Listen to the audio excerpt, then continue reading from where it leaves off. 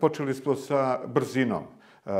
Da li imamo zaista dovoljno snage, dovoljno umeća i dovoljno želje da ostvarimo još veće rezultate? Jer mi u prvih 9 mjeseci ove godine beležimo rast bruto domaćeg proizvoda u odnosu na lane za 4,5%. To niko nije procenjivao tako, pa je došlo do korekcije procena i Međunarodnog monetarnog fonda i Svetske banke.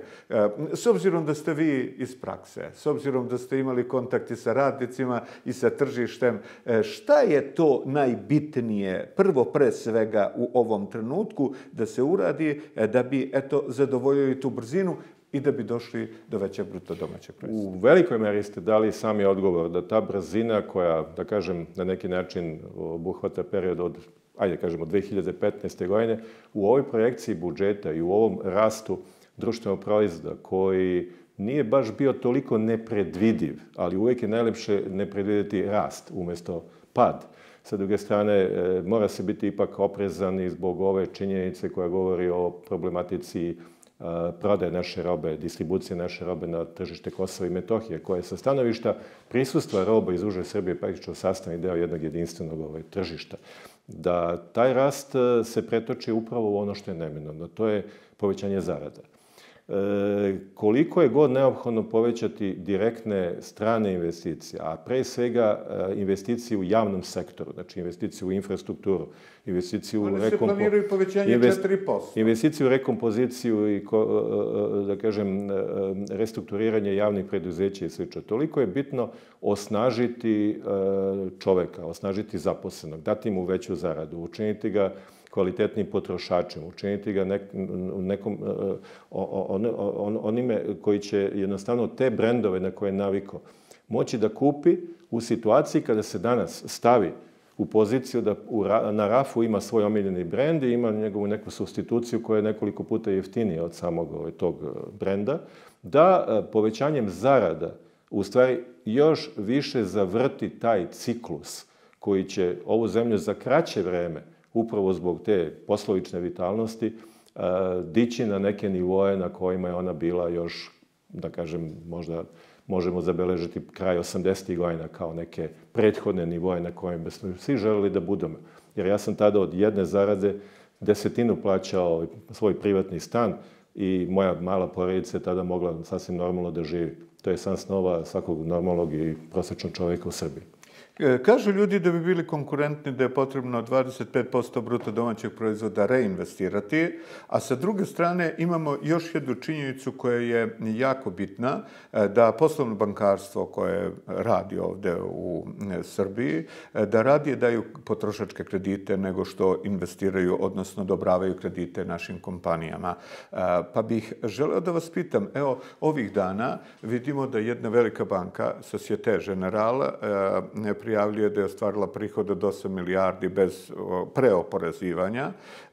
Interesuje me, vi ste jedan od direktora, bili ste direktor najuglednije firme u Srbiji, tržišno orijentisane, Bambi, i sada me interesuje jedna stvar, a to je, vi ste potpisali prospekte da izlazite na berzu.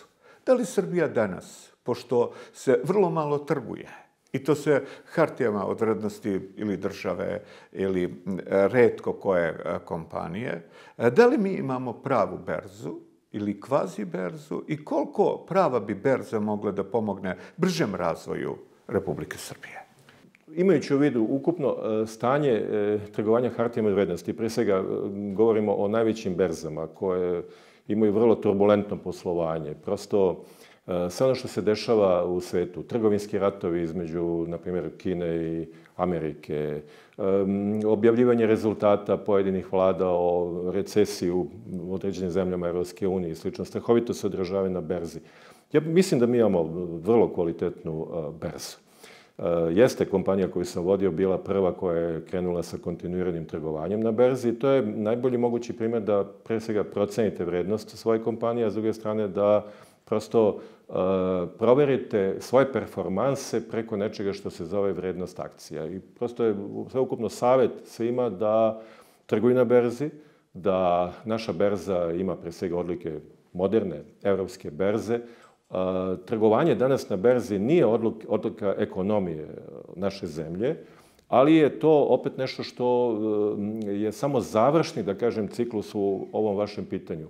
Mnogo je važnije gde će banke plasirati upravo dobar deo tih svojih sredstava koji sigurno da su u delu potrošačkih kredita još uvek kamate, a posebno u delu nečega što ne postoji kao instrumenti u svetu, kao što su dozvoljeni ili nedozvoljeni minusi na tekućim računima koji imaju enormno visoke kamate danas u Srbiji, generator dobrih i plasmana i dobrih rezultata samih banaka. Vi ste pomenuli i kompaniju koju sam vodio, a to je, mi smo najviše voleli da budemo nezadužena kompanija, kompanija koja je imala 0 kredita. I mi smo u svoju privatizaciju ušli bukvalno tako, znači sa gotovo nulom na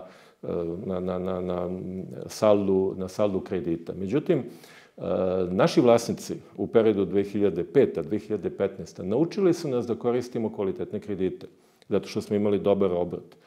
Čak mislim da postoji i određeni strah naših kompanija, a posebno naših mladih, novih kompanija, start-upova, malih kompanija, pa i preduzetnika, da koriste taj finansijski konsulting. To banke takođe i nude. Nije ovo prosta promocija ili marketing, pogotovo ne bankama koje jednostavno imaju, neću reći, svoju misiju, ali jednostavno, kao što država treba da pokuša da investira četvrtinu svog društvenog novostvorene vrednosti ponovo, od, pomenuo sam, javnih investicija preko konkretnih investicija u konkretnim sektorima, konkretnim klasterima, isto tako bankama bi se još više isplatilo kada bi davali još povoljnije kredite, jer oni vuku te kredite i, između ostalog, iz svojih centrala u Evropskoj uniji. A tamo su kamate, na primjer, u Nemačkoj 1,5 do 2%, a ovde kod nas su 4,5 do 5%. Jeste, upravo tako. I kako biti konkurentan? Pa pazite, kako biti konkurentan? I obezbediti šansu da ljudi rade ovde. Po istom principu, ako ste u Nemačkoj uzeli kredit 7% kamate, a prodajete vaš proizvod u odnosu na konkurenciju za 10-20% ili možda i više od toga, više u odnosu na svoju konkurenciju, onda postoji apsolutno prostor i za pravovremeno vraćanje kredita, uzimanje novog kredita i jedno zaduženje kompanije do nekog praga do koje ta kompanija prosto to može da nosi. Mislim da jedan dobar broj naših kompanija ne koristi dovoljno to što se zove finansijski konsulting, u tome ima prostora, ona stvara novostvorenu vrednost i praktično, znate kako mi kažemo, ne može jari pare. Jednostavno morate pribeći korišćenju tih svetski priznatih alata za ne samo, da kažem, preživljavanje ili taborenje u mestu, nego pre svega za razvoj kompanije. Danas najveće svetske kompanije najviše ulažu u razvoj. I to je ono što ih odlikuje i onaj ko ulaže u nova tržišta, ko istražuje taj tržišta, ko njihove performanse i, bolje rečeno, navike jednostavno shvati što pre. Formira takozvane R&D centre u Indiji, u Kini. On je u velikoj komparativnoj prednosti jer će jednostavno tamo ponuditi proizvod koji odgovara potrebi prosječnog potrošača u Kini. Sa ovih 500 miliona, ili nisam do kraja završio, 800 miliona pripadnika jake srednje klase koje Kina predviđa do 2030. godine, on će biti kao što kada bi svaki Kinez pojao jedan plazma keks, ta kompanija bi imala obezbeđenu budućnost u narednih 30 godina.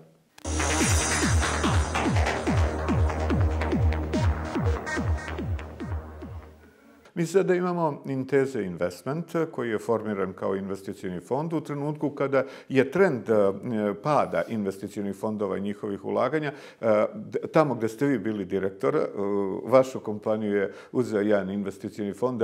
Mislite li da je to iskustvo sa investicionim fondovima put ostvarljivih ciljeva koje mi planiramo? Mogu da kažem samo najpozitivnije u tome da iskustvo koje sam ja imao u kompaniji, gde se investicioni fond prema toj kompaniji odnosio više nego mnogi strateški partneri prema kupljenim kompanijama, upravo zato što je pored opreme, pored neophodnog smanjenja broja zaposlenih, svih procesa koje svaka kompanija mora da pretrpi, ulagao u projekte ulagao prvo u strategije razvoja, mi smo imali strategiju razvoja koju je radio čuveni McKinsey, u planove ne samo svake godišnje, nego višegodišnje planove marketinga, razvoja, investicija i svega onoga što čini jednu zdravu kompaniju. I u tom smislu, a koliko mi je poznato i ovi fondovi se tako odnose prema svojim asetima, takozvani, znači prema onome što su kupili, onda smo na dobrom putu. Nije slučajno što je upravo Banka Intesa, jedna od najkvalitetnijih bankarskih organizacija ovde u Srbiji, koja normalno ima sve moguće informacije, sada upravo osnovala svoj fond, upravo iz razloga što na taj način ona predviđa još kvalitetnije poslovanje u Srbiji, mogućnost da kroz njihov set usluga i ljudi potraže tu, između ostalog, određenu dodatnu vrednost koju više nemaju u štednji u bankama ili privremeno u kupovini akcija ili svim drugim okolnostima gde prosto čovjek želi da oplodi neku, da kažem, vrednost koju je uslovno u ovom trenutku uspeo da uštedi u odnosu na ono što mu je neophodno za normalan život.